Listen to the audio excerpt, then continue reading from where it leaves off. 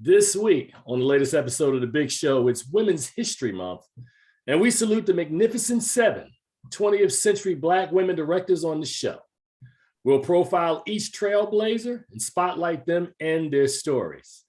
Plus, we'll review several new projects, including The Last Days of Tommy Lee Gray, The Atom Project, and Winning Time, The Rise of the Lakers Dynasty. We'll have all that and more on episode 493 of Keeping It Real with FilmGordon. Let's go. All right, and welcome to the latest episode of Keeping It Real with FilmGordon. I am Tim Gordon. As you can tell, had some kind of wardrobe malfunction that happened at the top of the show. Man, I'm telling you. Ashy hands, wardrobe malfunctions, all kind of stuff that happens, man, when you're not in studio. But yeah, it looks like that may be coming to an end pretty soon. We will see. We'll let you guys know when it happens. I got a feeling it's going to happen pretty soon. But I'm joined by my guy, Charles Kirkland Jr., riding shotgun, always known to open the show with some kind of weird intro every week. It's kind of who Charles is, man. So let's see what today's intro is. What's up, Charles? Hey, I'm just glad that your wardrobe malfunction was nothing like Camila Cabello's. All right, that was pretty mild, man. I was expecting a little more, but I'll take that. So how you doing, man? You good? I'm doing. Hey, it's fabulous. It's a beautiful day. I'm alive and kicking and ready to do some discussing. All righty. So before we get started, man, with today's show, I just want to open with a story that literally made my blood boil yesterday. And we're going to kick off with this. The story of Black Panther director and Black Reel Award winning director Ryan Coogler, who went to the bank. I mean, it's a true story. This happened. This was reported yesterday. Went to the bank, had on a baseball cap and a mask. Went in to withdraw. Everybody's wearing masks nowadays. So everybody's wearing masks, right? So went in to withdraw some money out of his account. He wrote a note on the back of his withdrawal slip. You know, it was $12,000 he was withdrawing. He wrote on the back, "Please, could you count the money someplace else other than the window, because I don't want people to know that I'm walking around with this type of cash," right? He was just asking for a little discretion. That's all. Asking for some discretion. The teller sees the note, and instead of doing what happens to everybody when they go to the bank, like if I went to the bank and I was there yesterday, every time I'm about to access my account, what do they always ask you for, Charles? Can I see your ID, please? Voila. So instead of asking this director, this man, can you see his ID? She went and talked to her manager, and they were so concerned that they called the police. All right, I'm gonna stop you for a minute. Because I will interject. He gave his ID. They asked for his ID. They had the man's ID at the time of the processing. The teller walked away from the counter and then went to her manager. All while Coogler is standing at the counter, never leaves. Go ahead. So I guess the teller and the manager talk, and I don't know, Black man, mask, baseball cap, note on the back asking for $12,000. This how would he have $12,000? Man, call the police. They call the police. The police show up, detain the two people in the car that are waiting on Ryan Coogler, and handcuff this man in the bank. Now, I was having a conversation with a close colleague of mine, and actually a close friend of mine yesterday, who basically said that he put the onus on Ryan Coogler because Ryan Coogler came out later on and said we had a conversation and the issue got squashed. Man, let me tell you something. To be Black in America, let me read the quote, because did I send you this quote a couple of weeks ago when I was reading Barracoon and I was forwarding this to everybody? Yes. Okay, let me read this quote. This is a quote that is in the foreword of Zora Neale Hurston's Barracoon. And I was reading a book a couple of weeks ago, and the quote jumped out, and I started emailing it to everybody on my team because it was like, and everybody in my community, because I was like, this quote touched me. And it's stories like this why this quote touches me, right? Let me read this for you guys. Ours is an amazing and a spectacular journey in the Americas. It is so remarkable, one could only be thankful for it, bizarre as it may sound. Perhaps our planet is for learning to appreciate the extraordinary, wonderful life that surrounds even our suffering, and to say yes, if through the thickest of tears. So you ask me, why did I read that quote? Because when I see stories like what happened to Ryan Coogler, what has happened to so many Black men in this country, it incenses me, because it could be either of us, Charles. What happened to Ryan Coogler could have happened to you. It could happen to me, my brother, your friend, your son. All of us could be at risk. And this is 2022. This behavior, man, I hate to say it this way, but this is going to outlive us. This thing is going to go on and on and on.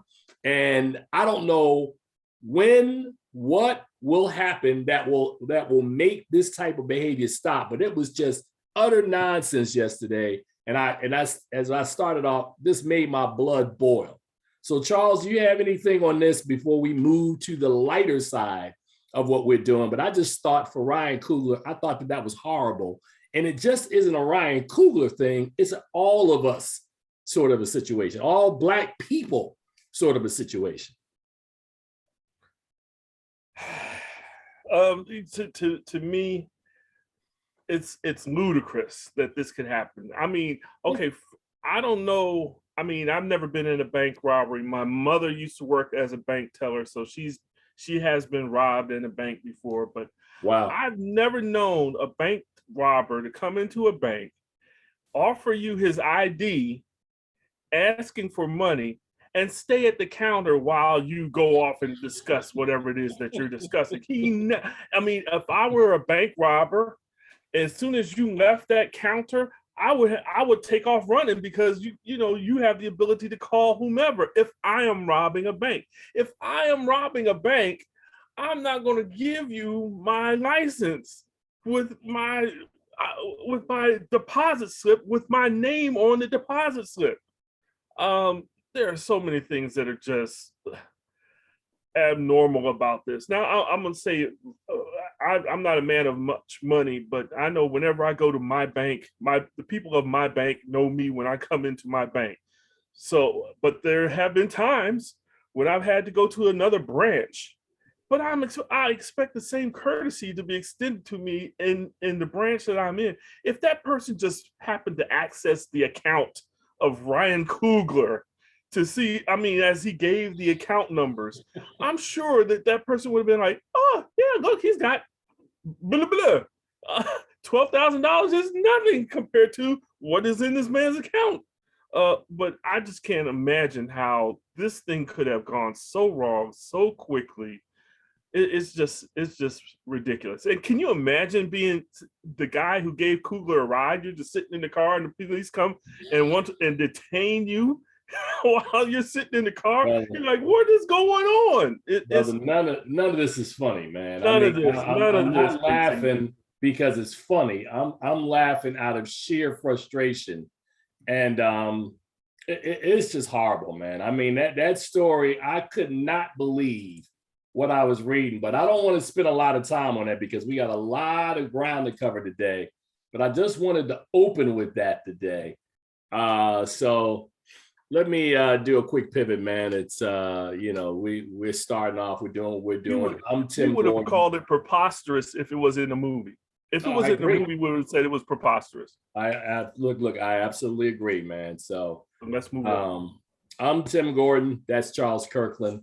Welcome to episode 493 of Keeping It Real with FilmGordon. We generally, as a rule, don't do political commentary on the show, but since it was Ryan Coogler, and I think that he's still working on Black Panther, because I said yesterday, one of the jokes I had was, oh, that's what we're doing? Nobody at Bank of America gets to see Black Panther 2. None of y'all. all of y'all, as Denzel Washington famously said in Training Day, I'm putting cases on all you bees. Oh man, I'm sorry, man. I apologize. I'm making light of a situation that's absolutely horrible, preposterous, as Charles Kirkland would say. So let us salute the queens of Women's History Month, which is why we're here, which is why we're doing this show. Now, before y'all send us angry letters about how y'all gonna do a show saluting Women's History Month and not have a woman on the show, I don't know. I mean, that's sort of how it worked out. I mean, I think we have enough knowledge that we can talk about the amazing achievements of these women. So I'm heading y'all off at the pass. Do not come for me. We know that there are no women on the show today, but we're going to do this show saluting these women directors who are trailblazers and pioneers, all right?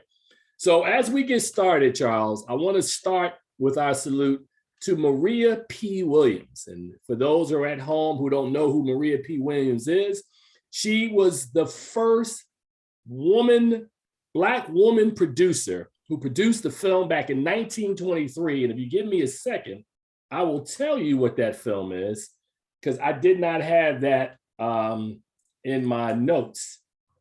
I got to talk to the producer about this, man. All right, yeah. Maria P. Williams.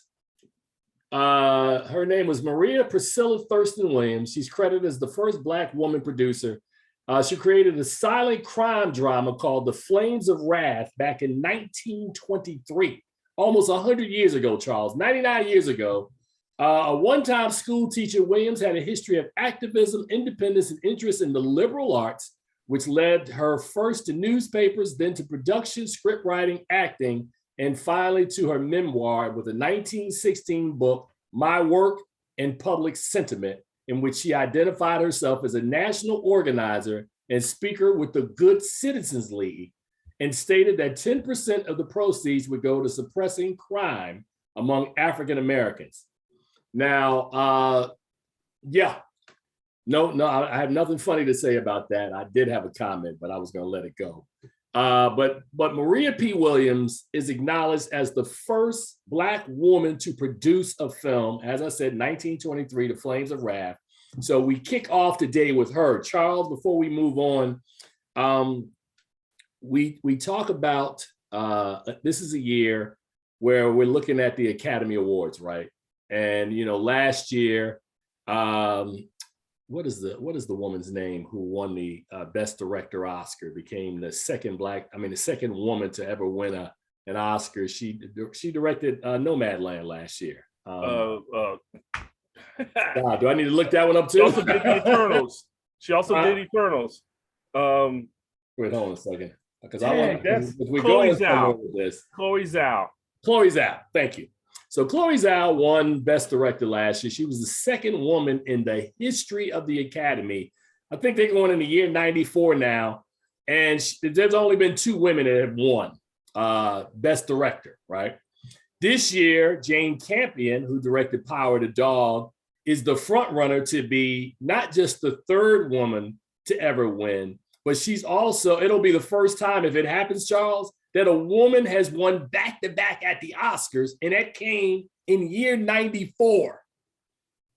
I say that with emphasis. Year 94, that finally two women won back-to-back at the Academy Awards. Now, go ahead. I'm waiting for you to make your comment so I can bring it back to Maria P. Williams. Is she the front runner? I'm just concerned. She is the front runner. Trust me. It is hers to lose this year. It really is. And there might be a dispute about what's going to win Best Picture this year.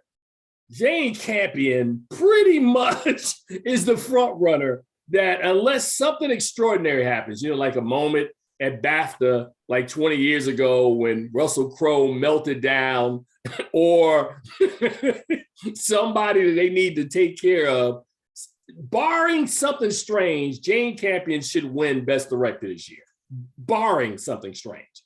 So I say all that to bring it back to Maria P. Williams, that here we are, Charles, 94 years after the Academy Awards started back in 1927, that we now are in a position that two women back to back might happen in 2022. So go back to 1923. So we all know who Oscar Micheaux is, and we all know who Spencer Williams is, and we all know about Ralph Cooper in $1 Million films back in the mid 1930s, and we know about Herb Jeffries. Man, if you thought it was bad for a Black man 100 years ago, what do you think it was for Maria P. Williams to do what Maria P. Williams did 100 years ago in this country, and not dealing just with racism, but misogyny, sexism? Oh my God, man. She deserves a statue. She deserves much more mention. Matter of fact, there's this award that I'm kind of close to called the Black Real Awards. We need to do something to honor Maria P. Williams because, and I'm not just saying that to be facetious and funny. I mean, as somebody who works in this field, who has reviewed films for 3 decades and has watched movies for the better part of 5, it is tough. You know, there was a song that won an Oscar back in 2006 from 3 6 Mafia called "It's Hard Out Here for a Pimp." Now, you would just change the last word. It's hard out here for the sisters. It's hard. If you Black and a woman 100 years ago, wow. So I'm gonna leave it alone. But Charles, go ahead, man. But yeah, man. Yeah. I would say this. She was also going through, I mean, we had a big suffragist movement that was occurring in the country at the same time. There were so many things that were against Maria Williams, as she was making her film. You know, next year will be the 100th anniversary of that film. And I don't know, Black Wheel Awards, we should let them know. That's some interesting perspective. Now, the other part, before we move on to the others, the Magnificent Seven, these 7 directors, let's talk about the first director that, or the person that it acknowledged as the first Black woman director, and that was Tressie Solders in 1922 that directed a film called The Woman's Era. There's an argument that, you know, depending on how you want to, what year it comes out, that Maria P. Williams may have that distinction as well, since she is considered the director of her film that was released in 1923. I think it was called The Flames of Wrath. The unfortunate part, now the unfortunate part, and I'm going to say this really slow because this really is unfortunate. Oscar Micheaux in his lifetime, I think, made 40 films in 30 years, from roughly 1919 to about 1949 when he died. And I know Body and Soul has been restored. I know Within Our Gates has been restored.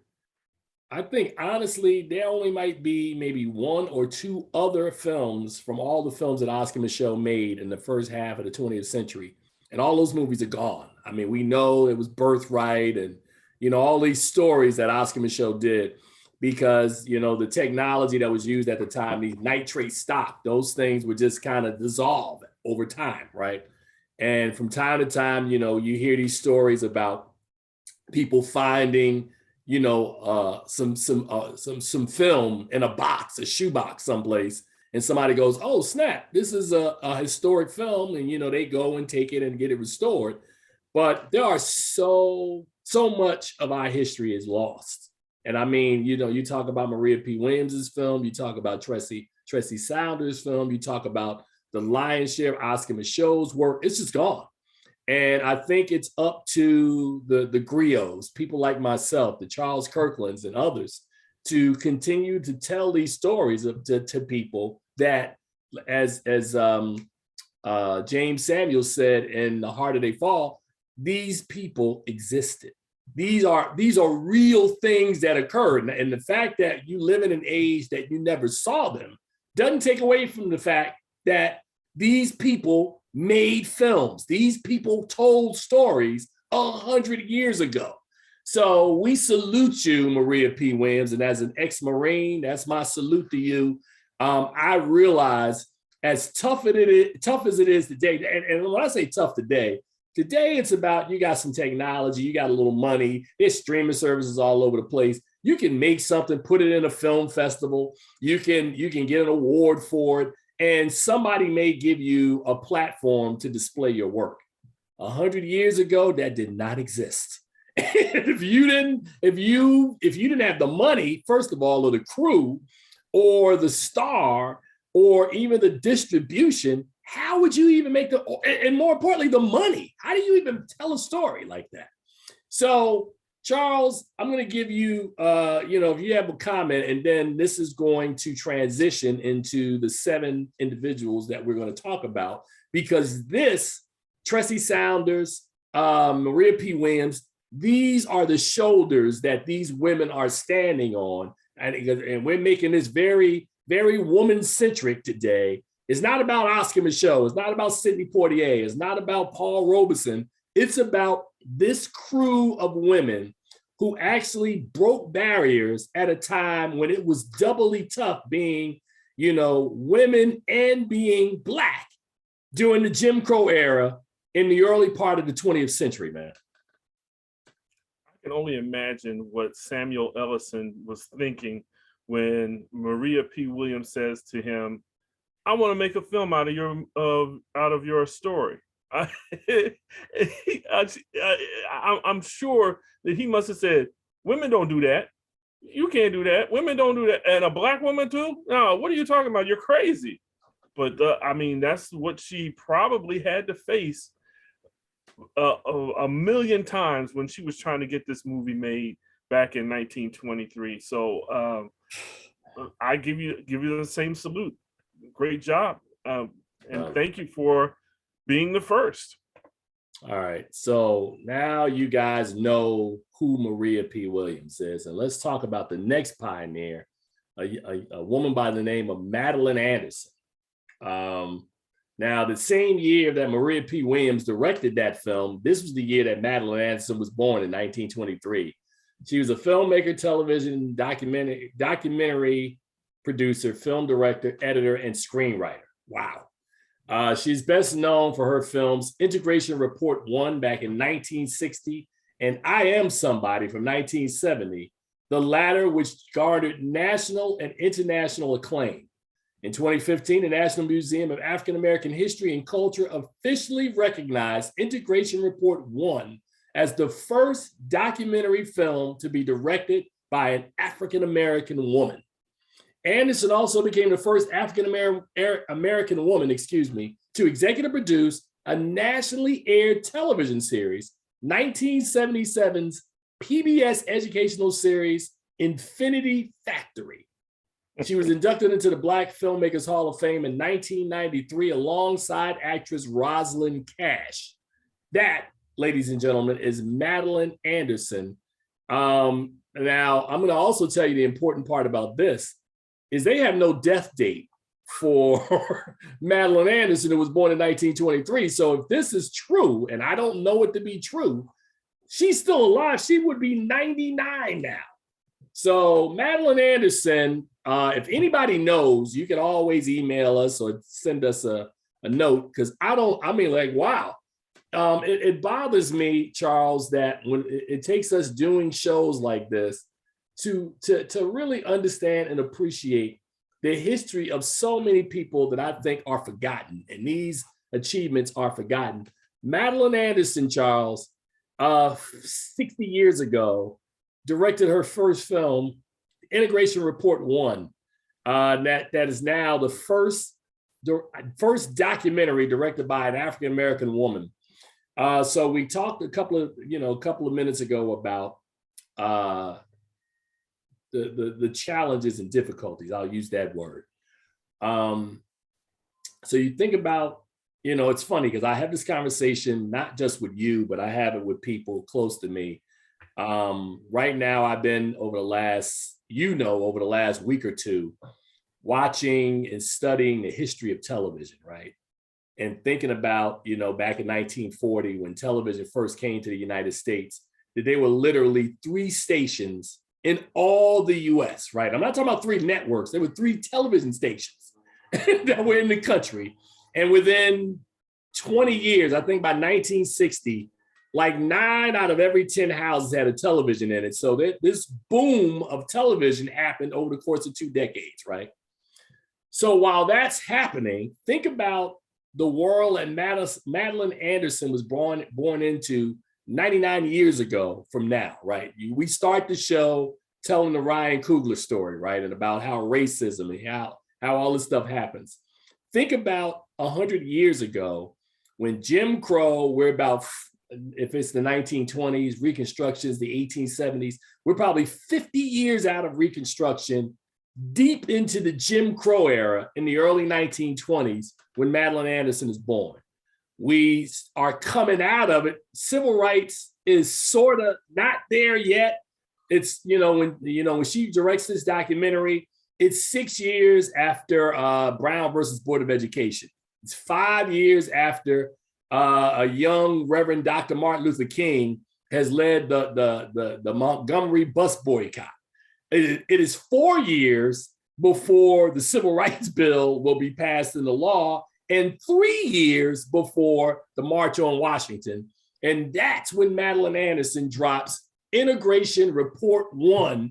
Charles, talk to me about the significance of the timing as I laid it out and the challenges it must have been for this woman to pioneer, soldier through, and make this movie.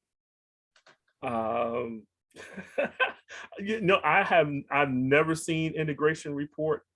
I don't know what it's about, but what she must, a woman of color in television in those days was rare. We'll be honoring at the Black Reel Awards for television some of the founders of television, and for a woman like this to be behind the scenes. And one of the things that, yes, Madeline Anderson is still alive. She lives in Brooklyn, New York today. Wow. And I think one of the things that you missed that's special to me is that she was instrumental in the creation of Howard University television. Wow, was she really? She did that right here in Washington, D.C. She was one of the first people to help make that TV station possible. So, Madeline Anderson has a special place in my heart because I love my city, D.C. And she has that I have that connection with her. Howard University Television. And let me also say for people at home, if you haven't checked my bio, I used to do what was the name of the show? Kojo Nambi show here locally. That was done at HUT. Daily Drum. No, not the Daily Drum. This was his TV show. The TV show. Me and the late Joe Barber were film critics on Kojo Nambi's show on WHUT, which nobody ever told me that Madeline Anderson was a part of the startup, along with people like Jim Watkins and others that I know. So absolutely, man, I'm humbled and blessed that we have the opportunity to spotlight some of these pioneers today, because there might be people listening to this podcast right now that have no idea who these women are. So I'm glad that we are shining a light during Women's History Month on some of these amazing feats. So let us move on, man. And up next, I can go in a couple of directions, but let me start with this young lady who I must say that one of my dear friends, Ava DuVernay, turned me on to this person. And this is Kathleen Collins, right? I was watching Ava on TCM, which I love because I love films and I love classic films. And I guess she was a guest programmer that night, and she programmed a film I had never heard of before called Losing Ground back in 1982. And Kathleen Collins actually directed this movie.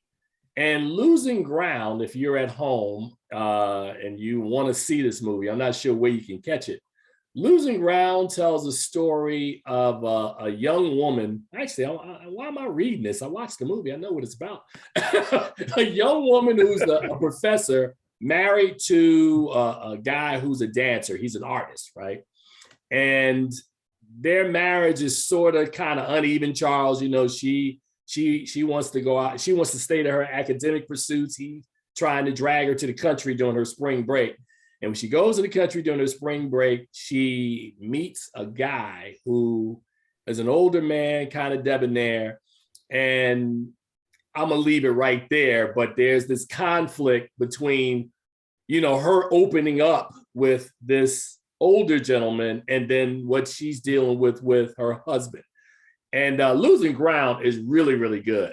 Now, the thing about this film, which is really interesting, and I'll just read this because this is an important part of Kathleen Collins' narrative.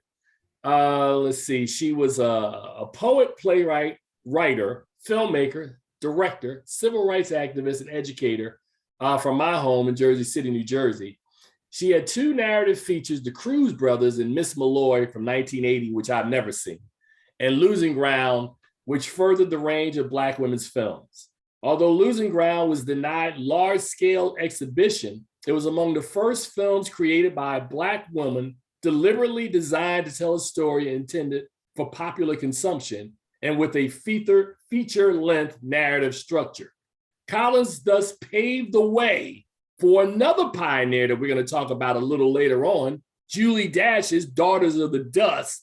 And I can't wait to tell you about that, what I feel about that, to become the first feature-length narrative film created by a Black woman to be placed in commercial distribution. Now, she was influenced by Lorraine Hansberry, who wrote about African Americans as human subjects and not mere race subjects emphasized in the original. Right. Kathleen Collins passed away in 1988, which is probably why a lot of people don't know who she is. But we remember and we salute and we honor Kathleen Collins, who directed Losing Ground, a film that I thought was actually pretty decent. I thought it had a wonderful style about it. It had several familiar faces in it. Charles, I'm not sure if you've ever seen this movie, but any comments on the life and legacy of Kathleen Collins? Losing Ground was a film in which you saw Black people as people, not just as Black people. It kind of, to quote the Sidney Poitier line, you look at me and you see a Black man, I'm just a man. And that's what Losing Ground was really about. It was about 2 people in going through a rocky period in their relationship. And it didn't matter that they were Black. And like you said, it was just, look at these people, they're regular people. And that's the narrative that became important for, like you said, Daughters of the Dust and Eve's Bayou. And I mean, it just gives you the opportunity to look at people as who they are and not evaluate them for what they look like. You know what I mean? So exactly what you mean, man. I think the reason why a lot of people don't know Kathleen Collins, again, she died young, and her filmography wasn't that great, but Losing Ground is a fabulous film. All right, it is, and yes, Queen Collins, we remember you. Losing Ground, as I said, if you get an opportunity, I would absolutely ask you to check that film out. Up next is another woman whose work means a great deal to me, which is why my voice is kind of shaking. Luzon Palsy, my God, man. Luzon Palsy is a legend. She's a living legend, man. And it's funny because Luzon Palsy is literally like maybe 5 years older than me. So it's not like she's like somebody that far out ahead. Luzon Palsy is of my time, right? Now, for those of you who do not know who this extraordinary woman is, she's very much alive. She's a director, writer, and producer born in Martinique, French West Indies. And her films are known to explore themes of race, gender, and politics with an emphasis on the perpetuated effects of colonialism. Her first featured film was Sugarcane Alley, for people at home, which I would suggest you go check that out. I used to curate a monthly series at my church, Charles. I remember this. Yeah. And somebody, one of my attendees, gave me a copy of Sugarcane Alley, which I must admit I never finished. And I need to go back and check it out. But this film won a César Award for Best First Film, as well as numerous other awards. Now, where she came on my radar after that is in 1989, when she became the first Black woman director of a film produced by a major Hollywood studio. And that film was A Dry White Season that starred Marlon Brando in 1989. It was one of Brando's last films. Luzon Palsy. Charles, have you ever seen A Dry White Season? Everybody, I'll take that back. Oh yes, God. I've seen A Dry White Season. Everyone, I think that's when she came onto everyone's radar when she made this film. Now, the other thing that's special about A Dry White Season is when she did that film, she became the only woman filmmaker to have ever directed Marlon Brando, whom she brought back to the screen after he was gone for 9 years. She brought him back. Palsy is also the first Black director, male or female, to direct an Oscar nomination, and the first Black director to win a César, the highest French film award. She's also the first Black director to win a Venice Film Festival award, the Silver Lion. Wow. Luzon Palsy, baller. Matter of fact, Luzon Palsy is somebody we definitely need to do something with, man. I mean, because again, I'm a guy, Charles, that respects the history of this business, right? And not just the history of all the mainstream films. I'm talking about the accomplishments of our people. So Luzon Palsy is really, really special. I know one of the most recent things she's done, and I think we nominated her for it, was Ruby Bridges. Let me take that back. Ruby Bridges was 2 years before the Black Reel Awards came along, but she also directed The Killing Yard, based on, believe it or not, the 1971 Attica prison uprisings that you covered earlier this year with Stanley Nelson, who did the doc. So Luzon Palsy, man, very much alive, not really working a lot these days, but man, she made her mark. She did her thing.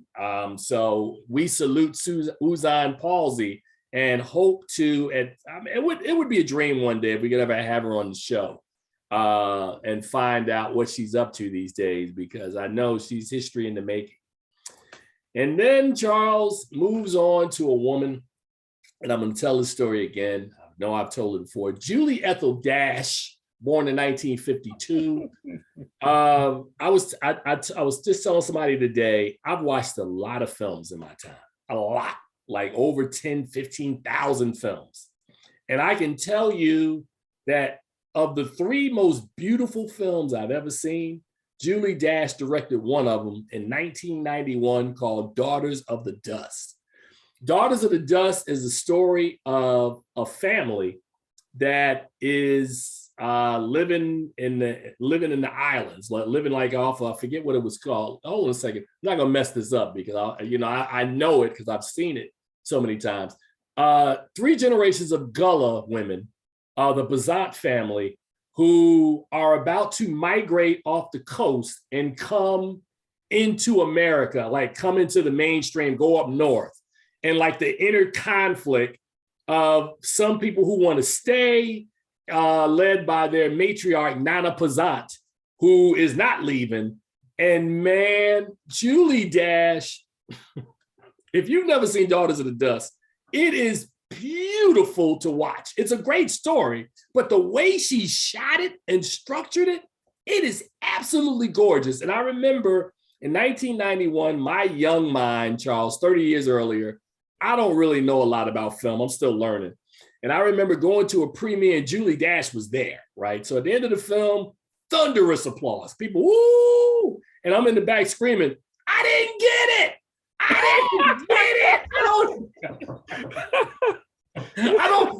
What did I just watch? And it took me, that story. And Charles, when I was young, I remember a long time ago being at Tower Records. This is how long ago this was. Tower no longer exists. And being in there and trying to listen to Miles Davis and other guys, John Coltrane, folks that are doing jazz. And when I was young, this is what jazz sounded like. Do-do, do-do-do, do-do. And I was like, I don't. But as I aged and I matured, it made sense. And I say that Daughters of the Dust is the same way that I think of it as one of the landmark achievements for any director, not just a woman director, any directors. That is an amazing piece of art that Julie Dash created. And Charles, I know you've seen this movie, man. You know how much I love Daughters of the Dust. What are you thinking about this film, or thinking about the legacy of Julie Dash? Daughters of the Dust was such a well-made film that she's almost retired from filmmaking after making it. It wasn't for a number of years later that she ever started actually doing films again. And I mean, nowadays she's working. She just did Our Kind of People, and I think something else that she did recently on television. But I mean, she did that Women of the Movement thing that was on ABC a couple of weeks back. But I mean, it was so special. It's so important, and I know she put all her heart into it. That I mean, there was nothing else that she felt like she could do as far as movies were told. I mean, as a movie to tell. So it was, like you said, it was cinematically gorgeous. I talk about cinematography when I watch films all the time, and every scene, and you're just like, mwah, every time you see something. And so I'm glad that you mentioned that you had that power of the dog moment. When you got to the end, you're like, I don't know what I saw, but just looking at all the pictures, it was overwhelming to a point where you're like, you're lost in just the scenes that you saw. And so it took you a while to interpret what it was that you had seen. And I mean, it's a fabulous movie. Fabulous. All right. I just want to clean something up and clarify for the people at home. You saw me motion. No. You had that power of the dog moment. That's what I'm saying. I'm saying my power of the dog moment you had with Daughters of the Dust. Absolutely, man. So Julie Dash, man, her, Luzon Palsy, Kathleen Collins. I just think the world of these ladies, man, who overcame major barriers in order to get stuff done. Which leads me to this next young lady, who I would say is not just a great filmmaker and a history maker, a pioneer, but it's somebody who I actually am in contact with. She is an actual member of the Black Reel Award Voting Academy, and I'm talking about Nema Barnett. Nema Barnett has been on this show. Nema Barnett is a friend. I mean, so I'm just going to cut right to the chase. Nema Barnett is a director who is the first African-American woman to direct a primetime sitcom. She's the first African-American woman to get a 3-picture deal with Sony. She's accumulated a number of awards, including the Peabody, an Emmy, an Image Award, a Black Reel Award. Nema Barnett is pretty special. She's right along in the lineage of these ladies that we're talking about, these trailblazers who broke the glass ceiling in the 20th century, who were making movies. Her big movie, she actually did a couple of them with Sybil Brand. Remember that one, the all-woman female film that was Lisa Ray and Lark Voorhees from Saved by the Bell, and I'm trying to remember who else was in it. But in Boucher Wright, I mean, you know, it was a really good cast. And then she also did Woman Thou Art Loosed on the Seventh Day. Nema Barnett, man, is somebody who I have a great deal of respect for. She's a huge supporter of the work that we do, as we are for her. And, you know, she's inspired, along with Julie Dash and others, she's inspired the Ava DuVernays and many of the woman directors that are working right now. She's pretty special, Charles. I'm not sure you met her through our show, so you haven't been in contact. So impressions of this young lady. Well, anytime you can get MC Light and the Brat and have them turn in special roles. I mean, because they were in that Sybil Brand when you talked about, these are people that you didn't see acting. These were rappers, and they turned in performances that were outstanding in that film as well. So I mean, Nema Barnett, who's still working today, she's doing that's the CW show Naomi. She did a couple episodes of The Equalizer, I believe. So special woman. I mean, she's and lasting in the business. So congratulations. Wonderful job. And like you said, I met her when we interviewed her for the show. So it's really cool for us to talk about someone that we've seen, someone that we've met. Well, I mean, I think it speaks to the impact of the work that we do, that we have connections with some of the young ladies here, and including this next person that we want to talk about, who actually served as a nomination presenter for the Black Reel Awards a year ago, and that's Cheryl Dunye. Cheryl Dunye is a Liberian, American librarian. Wow. Film director, producer, screenwriter, editor, and actress. Her work often concerned themes of race, sexuality, and gender, particularly issues relating to Black lesbians. She's known as the first Black lesbian to ever direct a feature film when she created the 1996 film, The Watermelon Woman. She runs a production company that's based in Oakland, California. She was gracious enough, had some conversations with her. Like I said, man, these ladies, it's amazing to me that the paths cross when you're doing this job over time, that you get a chance to meet your heroes. You get a chance to meet people who have had an influence on cinema as we know it today. And many of the women that we spotlighted today serve in that role. Charles, do you have any interaction or any meetings or any input on the legacy of Cheryl Dunye? All I can, I haven't watched a lot of her earlier works, but she's done a lot of stuff on television lately as well. She did an episode of one of the series that I've been looking forward to for a long time. That finally came out and then got canceled the same season, and that was Why the Last Man, which was another female driven show. I mean, a lot of the females directors, female writers, female collaborators got together to make that show, and it was really good to me. I guess nobody watched it, but she did an episode that I thought was very powerful. She also did some Claws. She did 4400. So I know her from her recent work, not so much from this. And she even did an episode of Lovecraft Country. So yes, she did. So Cheryl Dunye, congratulations. And I think we nominated her a couple of times as well. So she is huge. And then we're going to end our salute today with a woman that I met, oh my God, it must have been about 25 years ago. No, seriously, 25 years ago, when her movie Eve's Bayou came out. I remember she came to DC. I have a great picture of me and the young Casey Lemons. I saw Casey Lemons again right before the pandemic, Celebration of Black Cinema. She was honored along with Eddie Murphy and a couple of other people. And I'm trying to remember, I think it was Harriet that she had done with Cynthia Erivo. Casey Lemons, what a career this young lady has had. She started off as an actress, most notably for people who've seen Silence of the Lambs. She was in that with Jodie Foster and Anthony Hopkins. And she creates 5 years later this Southern Gothic tale of this man, this husband who's a doctor played by Samuel L. Jackson. The summer that they killed, this woman says, I killed my father.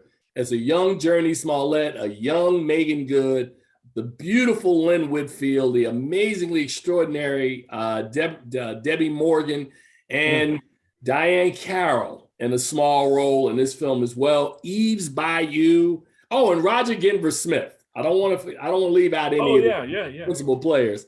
What a movie. And if you've never seen Eve's Bayou, don't walk, run and find this movie. Eve's Bayou is an amazing debut film from Casey Lemons. Journey Smollett has had an extraordinary career as well.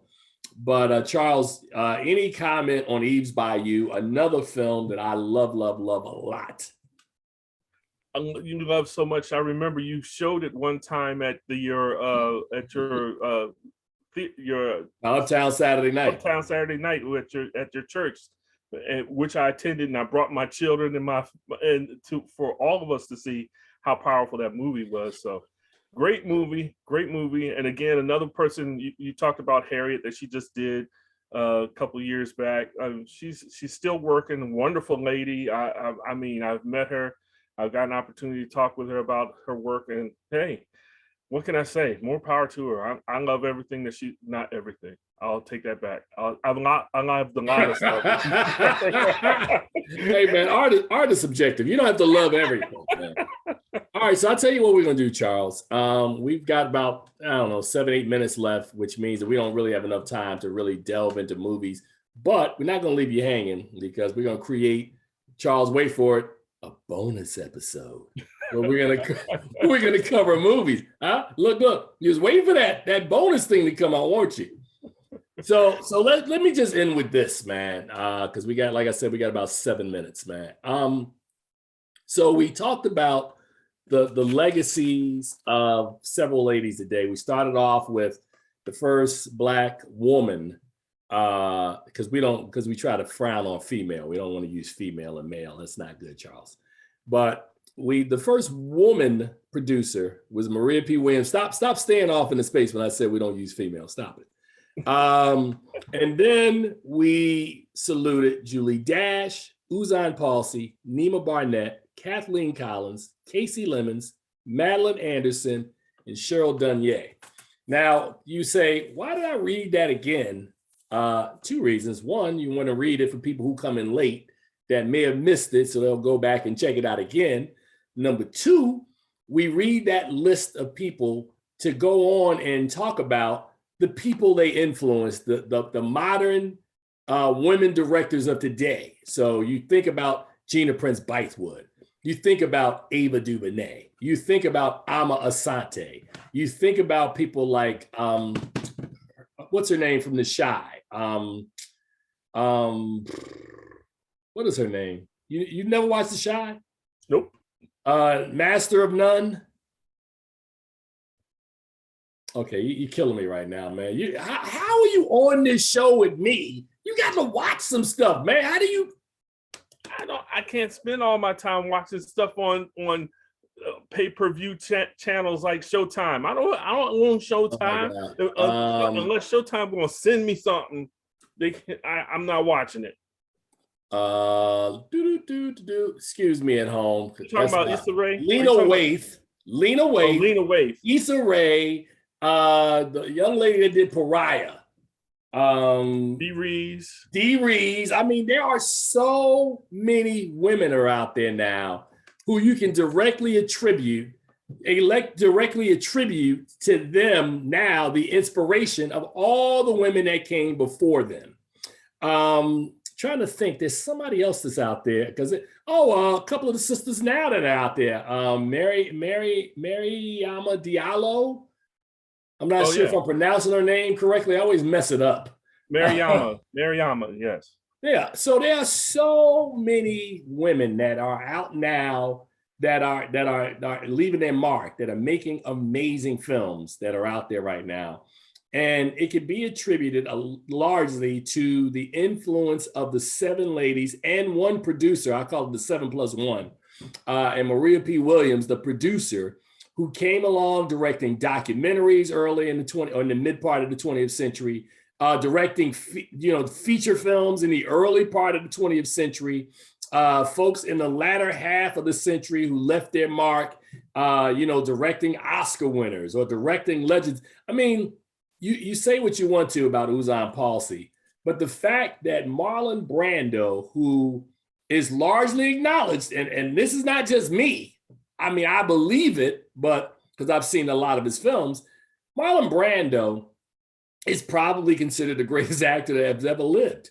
I mean, you can argue with that fact, but Brando's influence in the 50s and up through the 70s, later on with The Godfather and some of the films that he made, but I'm talking about in the 50s with A Streetcar Named Desire, On the Waterfront. Don't take it from me. Just watch the movies. I mean, he's what method acting began with him. I mean, he was the one that started all this. Well, he's the one. Well, I wouldn't say he started method acting, but I will say that he probably perfected method acting. It, yeah. How about that? He perfected it, yeah. You know, as I rewrote, you know, I was teasing Charles. Charles served as the head writer for the Black Reel Awards, 22nd annual Black Reel Awards, right? So Charles wrote this amazing script. And there was one, matter of fact, it was Robin Theady's selection. And I remember reading it and I was like, man, this needs something. And I started thinking about an actor prepares, you know, Stanislavski's an actor's prepares. And I was teasing Charles. I said, I'm gonna add this line at the beginning of your speech. And when Robin Thede read it, I was like,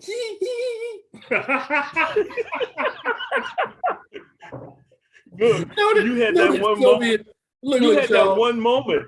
You had that one moment. I did. That's what the whole Black Reel Awards was for me. I was going the whole time. I know. But to see her go, you know, Stanislavski says an actor's prepared. I was like, yes, sir. So yeah, man, we had a lot of fun, man, and we're gonna be talking about that experience. But for Women's History Month, man, I thought it was really, really important to look back at the genesis of a thing, right? And you talk about the first William Foster was the first Black person to direct a kind of a short back in 1910, the Pullman Porter, I think it was the Porter or the Pullman Porter. I might get the title messed up, but the name and the year is right? And then you think about Michaud, you think about Maria P. Williams, you think about all these amazing people. And a lot of them are largely forgotten, man. I mean, you know Oscar Michaud, you got to know Maria P. Williams. I just hate to say it that way. You need to know who Tressa Saunders is.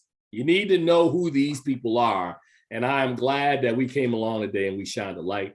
So on behalf of my colleague, the esteemed Charles Kirkland Jr., as we tell you guys in closing at every show, please see something good at the movies. We're not going to leave you hanging. We got a bonus episode coming up.